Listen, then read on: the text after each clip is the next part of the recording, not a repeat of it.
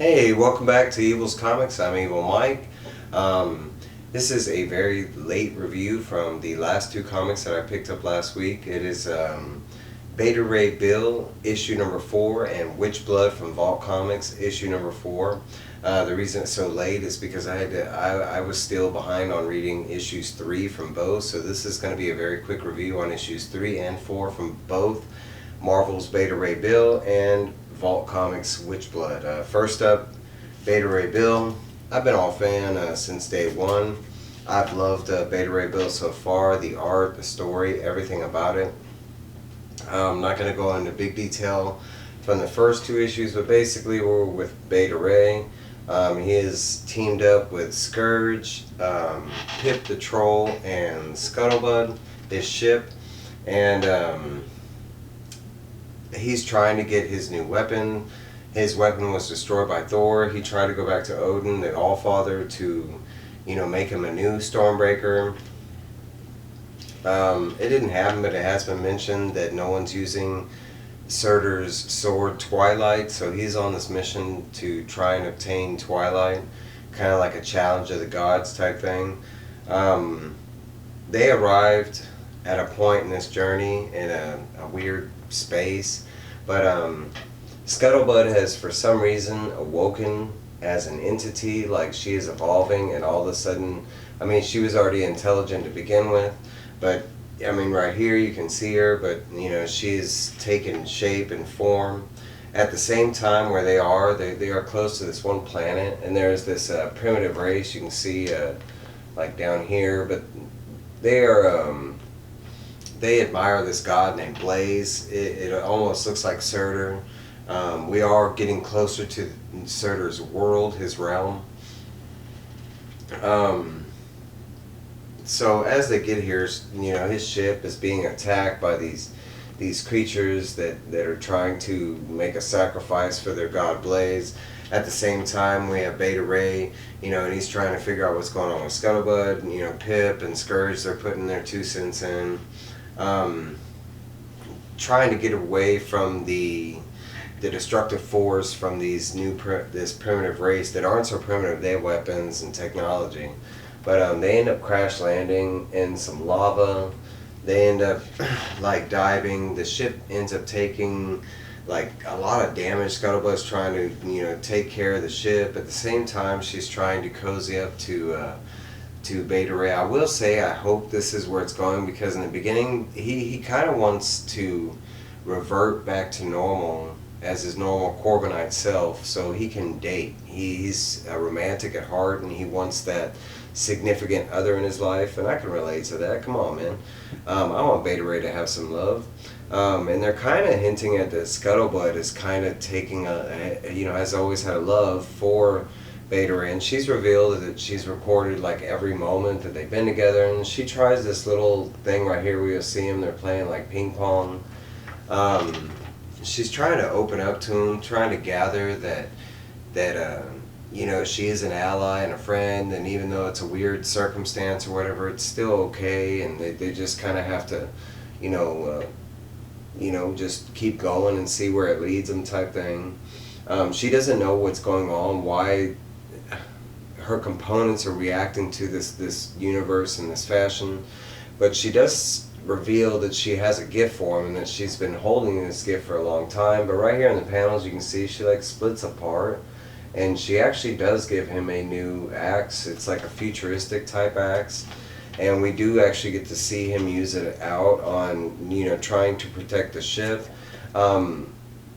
One thing I can say about this series so far, the art is just phenomenal. There are full page spreads in this book that are just, every time I see one of the full page spreads, they blow my mind. We do get to see his axe in motion here, and you see it leaves this kind of chemtrail behind it. This like neon blue. You see him like activated right here, and it's like trying to leave his hand instantly. But it just decimates these creatures and these race that they're dealing with.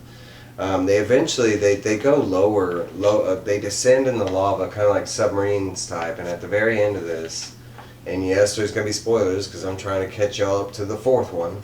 But we see that the ship is kind of hauled by this massive looking, tentacly, crab-like creature under the lava.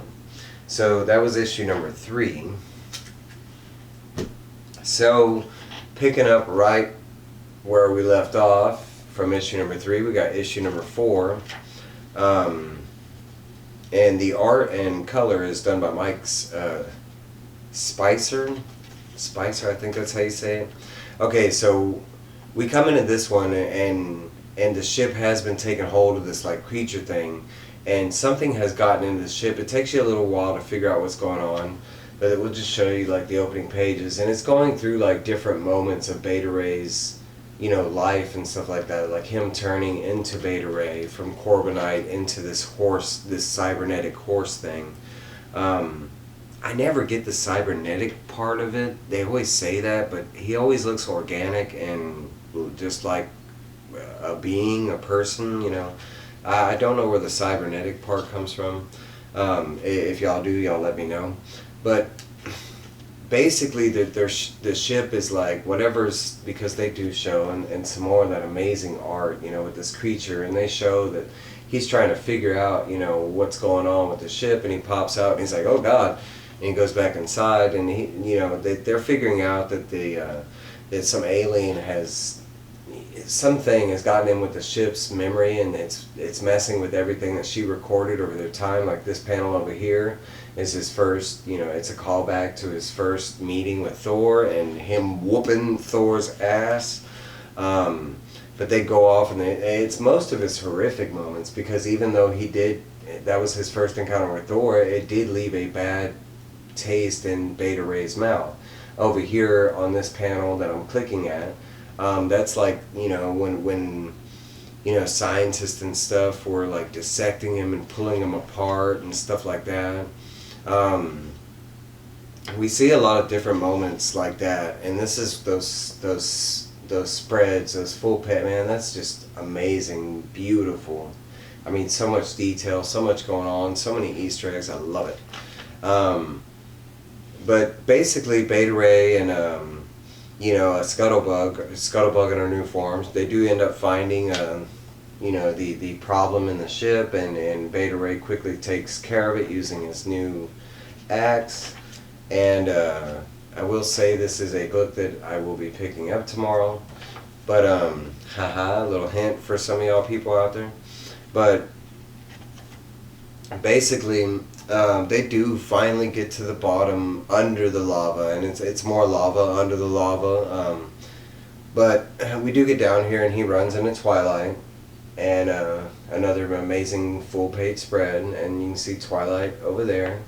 And he's walking up to it, excited, you know, yeah, he's made the journey, you know, Scuttlebug's all happy for him and everything, and he goes to grab it, and of course, it's not that simple, because, you know, there's got to be a test, and we see a nice full page, you know, spread of Surtur right there, basically saying, you know, he says, I've been waiting for a powerful opponent to once again prove my worth to this hallowed blade, and you, Beta Ray Bill, will do so perfectly.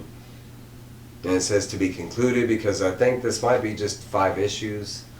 But that was issue number 4. Super spoiling. Alright, so a Vault comic that I have never heard anybody talk about, but this is WitchBlood. And I picked this back up when I was, you know, when I was first getting into the whole indie craze. I want to say it came out like 4 months ago. I really dug this cover. It's, you know, homage cover to Dazzler. I have been continuing on with the series. I would say the first issue was really good. The art on this cover is amazing, and I will say the worst thing of this comic is probably the art. I have not liked the art the whole way. It's not bad art. It's just, it doesn't really fit the comic. But I have been continuing on, and I'm glad. I'll explain a little later. So, really, in a nutshell, this story is about Yana. and Yana's a witch, and the story really is vampires, witches, and the church. And we have this guy, and I'm not going to go into names, I don't remember everybody's names, but him and a group of vampires. He's a vampire, and he's like the leader of a clan, like 5 people. They are after different witches. They are after their blood, hence the name WitchBlood. And there's a couple neat things that they've started. In the one, it's like when the vampires drank the witches, certain witches, they gain their magical powers and actually can use magic, which is kind of cool. I don't think I've ever heard that talked about. Like, you know, I mean, I've heard of vampires draining everything, but not actually gaining any powers. You know, it'd be cool if they had, like, I don't know if the Krakoa X-Men vampires are able to suck and, you know, the blood, and then they gain, you know, mutant powers. If they do, y'all let me know. So anyways, that's kind of the basic of the story, that there's all of a sudden this new group of vampires that are tracking down witches that are in hiding, and they're just sucking them dry. That's what the book starts out, and Yana is just, she ends up running to him right off the bat. She is a witch that is millennia old, and she's been in hiding her whole existence, I guess, ever since becoming a witch. She has run into several different characters along the way, but pretty much she's very isolated. And she states that she is like to live that way, and basically it's like her and this crow, and I think the crow's name is just Crow, or like Bada, or something like that. But that's your basic intro to the story. The first issue was really good. Like I said, the art is not the greatest. But the second issue is basically like her running, you know, with that group, and, you know, with the group of vampires, and her, they do, you know, there is action and fighting, but they do try and kill her right off the bat. She ends up proving how cool and badass she is, because she, I think by the third and fourth book, she's already run into this group of vampires like 3 or 4 times. They have shown, you know, that they are something to be afraid of, because along the path, I think by the, you know, 3rd issue, they've already killed 2 like major witches, more the stronger version. But basically, Yana at this point is trying to figure out why, you know, these vampires are killing the witches, you know, and some of these witches are her friends. But this is issue number 3, and this is the one I was behind on. But this is where the church gets involved, and this is like an adversary of the church, basically like a warrior of the church that is after witches and vampires in general. And we basically we start out, and there's a like introduction, and they kind of go into how you know, she is with the church, her status in the church. She's kind of feared in the church because she is one of their warriors. But basically the church setting up, hey, go, you know, this, we know about this witch, these vampires, go track them down. Yana at this point is still on the run. I think in this panel right here, you can see her with the crow. And the crow does talk, and she can hear him, but it's more, I mean, it does read out to squawk and squeak. There are sometimes musical references where you're supposed to play music while you're reading certain pages, and I will say I have done that, and I love when books do that. The music that they wanted you to read it to, just that's another thing that didn't fit. I tried it both times. I will say the second suggestion in the 4th book was a lot better than the first books. The first book's just, it makes it really weird, and it doesn't even really fit. I don't know. We do get to see a lot of Yana's magic, like right here. She's, you know, giving the crow something, and I will say a lot of the magic they show you is pretty neat. Like she you know, she gives him this elixir, and he becomes like a, you know, a bloodhound, and he literally starts tracking down this magic hidden scent. It leads her to this witch that's living in this town in Texas, and she's basically stealing eyes. They show you right here. I did like the art right here. I can't say all the art they went into. They felt like a different artist, honestly, right here, but only for these couple pages. It's not. It's all the same artist, but it just looks to me like they put a little more effort, like they loved this lady a little more than Yana, and I don't know. But we do run into her, and we run out. It's like another one of those moments. Every time she runs into these witches in the book, it's kind of like the comical thing. Every time she finds one of her witch friends, it's like the vampires show up and the bounty hunters show up, and it's like every time it happens, it's always the same thing. Like right here, the bounty hunter shows up.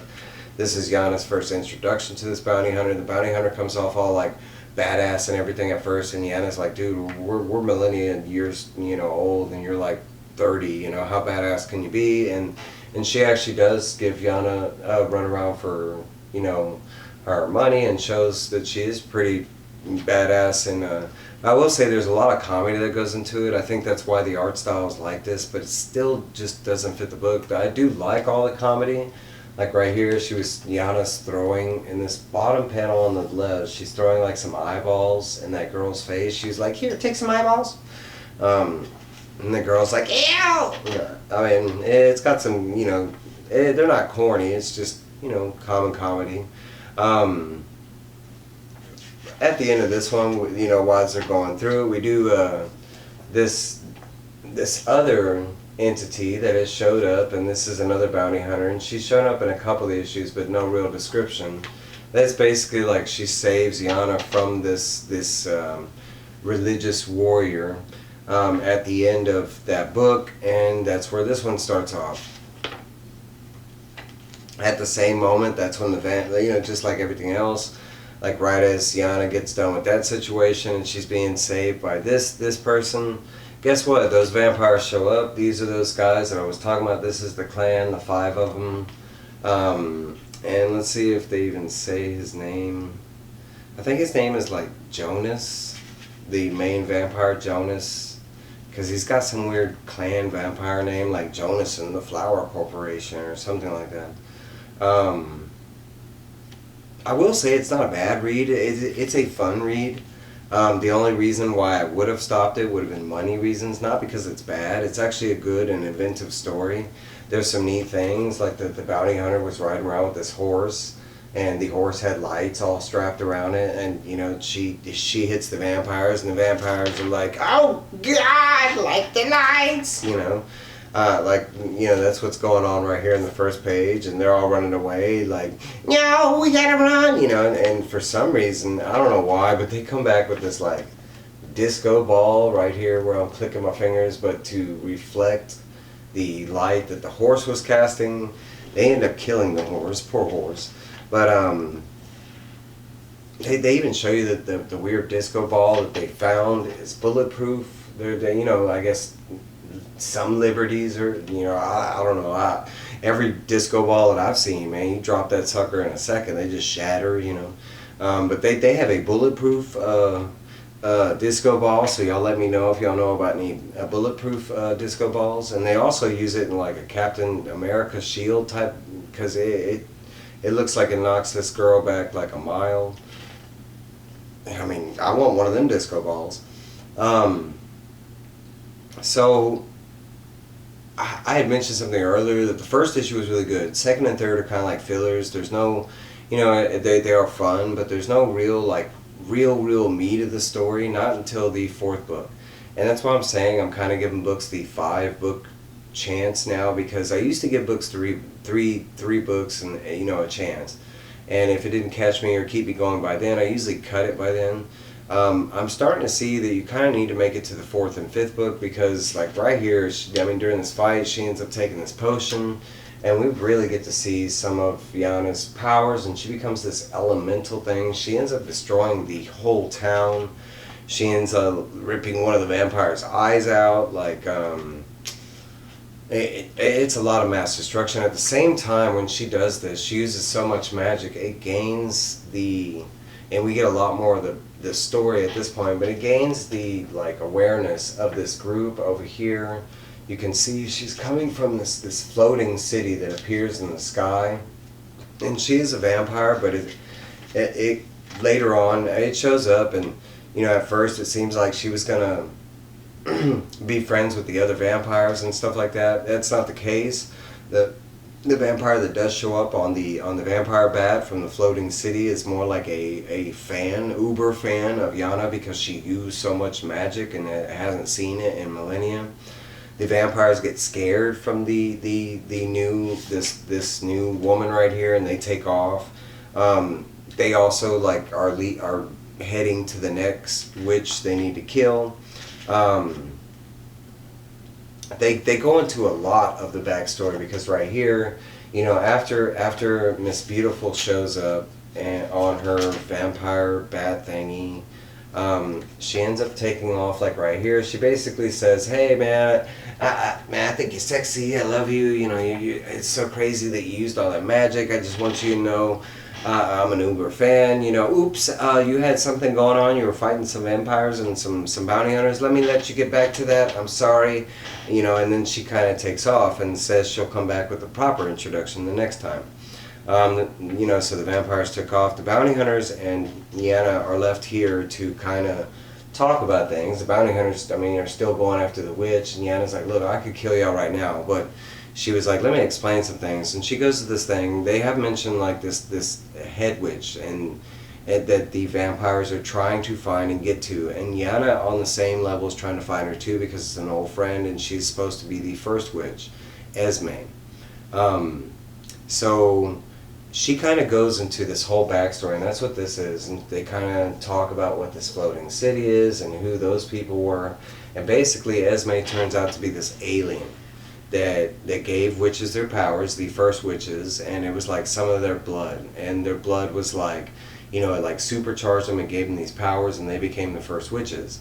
Now all the witches that are descended from them, they get less and less and less because they don't have Esme's blood. Now there was a group of humans that tried to steal Esme's blood while she was sleeping at one time, and these turn out to be the first vampires. They were cursed because they tried to steal the blood, and they become the first vampires. After millennia of them existing, eventually the vampires find out that they could suck witches dry and they could gain magic. That's who these people are in the sky. They basically have figured out how to suck witches dry, and they use them as like batteries to keep this floating city afloat. And they have all these like kind of like, reminds me of like, it's explained kind of like Wakanda or something like that. Like it's this magical city that's in between, you know, places that we can't see, like this, but that they have all these like crazy technology. But as explaining that, she's, you know, the other two bounty hunters are starting to question, not the one Christian warrior is starting to question, you know, her beliefs in the Mother Mary and God and Jesus, because of what she's been told about the alien and how witches and vampires were born. The bounty hunter still at this time wants to kill Yana and still wants to, you know, take her in, and Yana's still like, "Look, okay, why don't we," you know, I'm just showing y'all kind of like random arm. But they basically, at the end of it, Yana convinces them to team up with her to track down the vampires to make sure that they don't find Esme and drink her. It is explained that it'll be like a end of the world type situation, but that's leading up to the next book, is Yana and these other two basically bounty hunters, you know, teaming up to go take on the vampires and protect them from finding out where Esme is hidden. And that's basically where we're leaving it off right here, is the little tag team up. Yeah, but you know, my little review on all 4 books. I know I've never really seen anybody talk about WitchBlood, so I mean, it's still a readily available book. Every time I go to the LCS, they still have copies. So if that's something that you're interested, you know, witches and vampires, and I mean, it is a really good read. Don't let you know. I mean, both of those I was really looking forward to. Beta Ray I just missed. My LCS ran out of issues of 3 for some reason. And like they only got 2 or something like that, so I got stuck where I had to search around and find it, so that's why I was behind on that. I don't know, but that's my reviews. Thank y'all. Like, comment, subscribe, hit that bell over there somewhere. I'm dropping videos. I've got pickups coming in a couple hours when the LCS opens. All I can say is y'all go out there, get some comics, make it an evil day, and y'all have a good one. Bye.